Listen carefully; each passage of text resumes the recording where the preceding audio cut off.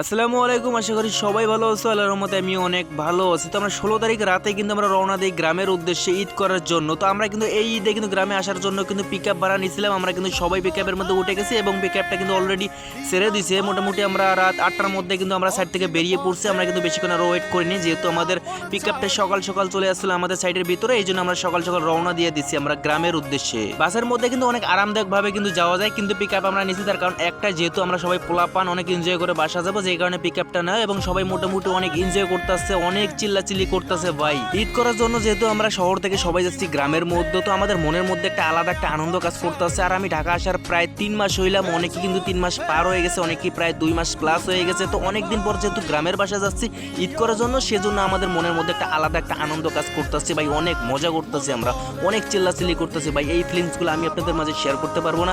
যারা সাইডের মধ্যে বলাবান কাজ করো তারাই জানো ভালো করে, যারা পিকআপের মধ্যে বাসা আসো তারাই জিনিসগুলো ফিল করতে পারবো আমার কথাগুলো। আর হ্যাঁ, আমার বাসা হচ্ছে কিন্তু কুড়িগ্রাম জেলার মধ্যে। তো কুড়িগ্রাম শাপলা চত্বরে এসে কিন্তু আমরা সবাই সেরি খেয়ে নিচ্ছি, যারা রোজা রাখবো তারা কিন্তু সেরি খেয়ে নিচ্ছি। এরপর হচ্ছে যে ওখান থেকে কিন্তু ট্রাকটা আবারও একটু ভিতরে আনতে হবে আমাদের গ্রামের সাইডে। তো ওখান থেকে হচ্ছে আমার আবার নৌকা দিয়ে আসতে হবে গ্রামে। তো আমরা এখন বর্তমানে যাবো 11 নং ইউনিয়ন নুনখোয়া। তো নুনখোয়া পৌরসভার ওই জায়গায় যাই হচ্ছে যে ট্রাকটা থামাবো। এরপর হচ্ছে যে ওখান থেকে নেমে হচ্ছে যে আমরা গ্রামের উদ্দেশ্যে রওনা দেবো। তো মোটামুটি আমরা আর 10 থেকে 15 মিনিটের মধ্যে কিন্তু আমরা নুনখোয়া পৌরসভার কাছে যে পৌঁছে যাবো ইনশাল্লাহ। যেহেতু আমরা ঢাকা থেকে অনেক সকাল সকাল রওনা দিয়েছিলাম এবং রাস্তার মধ্যে কিন্তু তেমন কোনো জ্যাম ছিল না এবং আমরা রাস্তাঘাটে কিন্তু তেমন কোনো লোকও তুলিনি। আমাদের সাইডে যে লোকগুলো ছিল তাতেই কিন্তু আমাদের এই ট্রাকটা কিন্তু মেকআপ হয়ে গেছিলো। আমরা কিন্তু ডিরেক্ট চলে আসছি নুনখোয়া পৌরসভার এই জায়গায়। এরপর হচ্ছে যে জায়গায় কিন্তু নামাই দিয়েছিল সকাল প্রায় 6টার মধ্যে কিন্তু এই জায়গায় আমরা নেমে পড়ছি। এরপর হচ্ছে যে নৌকাঘাটে এসে দেখি যে নৌকা অলরেডি রেডি, অনেকে আসছে ঢাকা থেকে। শুধু আমরা আসতে আসছি তা না, অনেকে কিন্তু আমাদের গ্রাম সাইডে যারা বাসা যাদের আছে তারা কিন্তু অনেকে ঢাকা থেকে আসতে আসছে।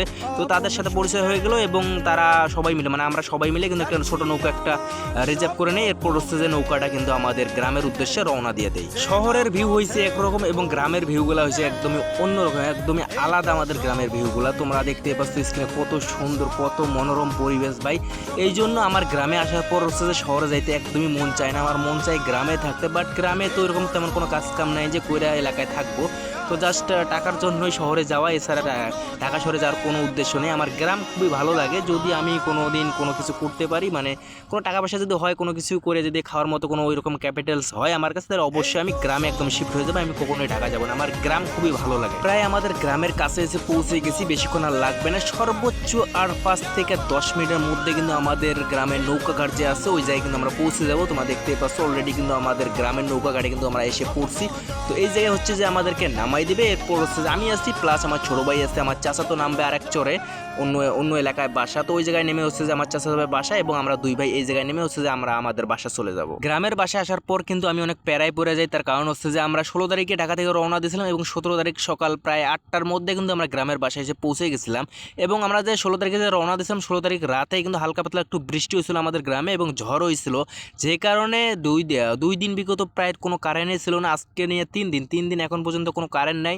তো আমাদের বাসায় একটু সোলার ছিল, তো অনেক আগের অনেক ছোট একটা সোলার আছে। তো ওই জায়গায় কোনো রকমে আমার ফোনটা কোনো রকম একটা চার্জ দেওয়া হচ্ছে যে ভিডিওটা এডিট করলাম এবং ভিডিওটা আজকের মধ্যেই ইনশাল্লাহ আপলোড করে দেবো। তো কারেন্ট না থাকার কারণে কিন্তু আমি অনেক প্যারার মধ্যে পড়ে গেছি, ঠিকঠাক মতন ভিডিও করতে পারতেছি না এবং আপলোডও করতে পারতেছি না। আমরা যে প্রজেক্টের মধ্যে কাজ করছিলাম আমরা সবাই তো চলে আসছি গ্রামের বাসায় ঈদ করার জন্য। তো তোমরাও কি ঈদ করার জন্য গ্রামে চলে আসছো কিনা এবং বাসে আসছো না ট্রাকে আসছো, কমেন্ট বক্সে দ্রুত বলে যাও এবং কবে যাবা ঢাকা সেটাও বলে যাও। এবং আমাদের গ্রাম বিষয় নিয়ে আরও কোনো ভিডিও চাও কিনা অবশ্যই কমেন্ট বক্সে বলতে পারো, তাহলে আমি চেষ্টা করবো আমাদের গ্রামের কিছু সৌন্দর্য তুলে ধরার জন্য এবং গ্রাম বিষয় নিয়ে ভিডিও তৈরি করার জন্য।